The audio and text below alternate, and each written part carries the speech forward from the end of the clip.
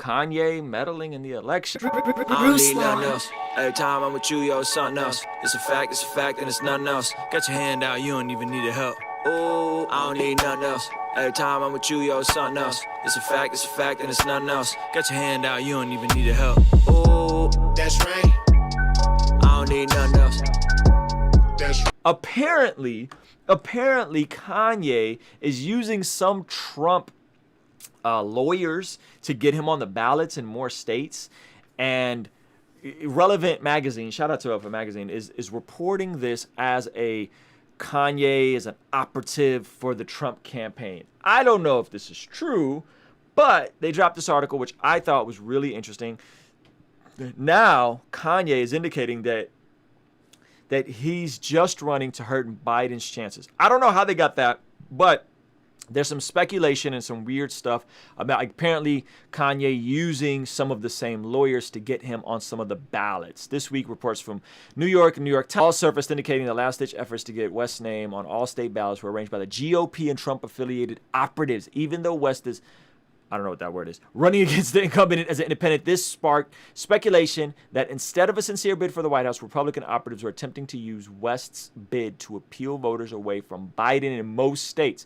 And then, apparently, he's having a discussion with the reporter over text messages. Who does interviews over text message?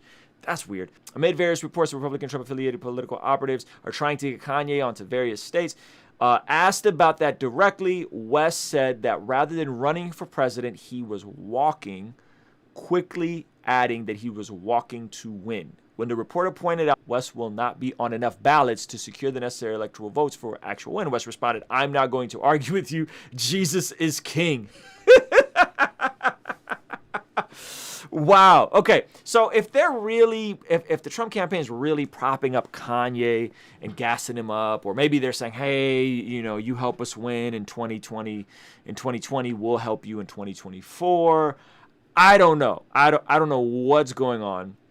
But if that's the case, man, that is kind of janky, and that's a brilliant move on Trump's part. And my natural instinct would be like, listen, we're overestimating Kanye's influence. I don't know if Trump's really out here trying to get this thing, get Kanye on his side. But then again, man, this man's a thinker. This man's very diabolical with how he competes with people. This wouldn't be that far out of the possibility and realms of what's happening here. So that's just my opinion. And again, listen, my big idea with this is I don't really care where you fall politically.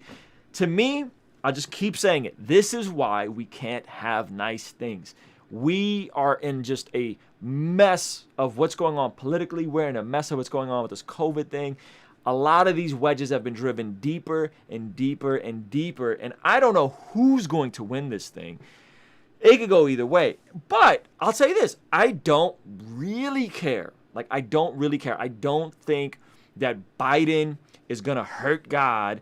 And I don't think Trump is going to cause a nuclear war and hit the button on North Korea. I don't think either of those things are going to happen. And I wish we had another option. I really do wish we had another option. Shout out to DJ All-Star. He said, Jocko for president. I'm with you. Andrew Yang. I mean, there's so many. The Rock. Shoot, The Rock would have been an amazing candidate, right? There's so many different people that could have been way more fit than Biden.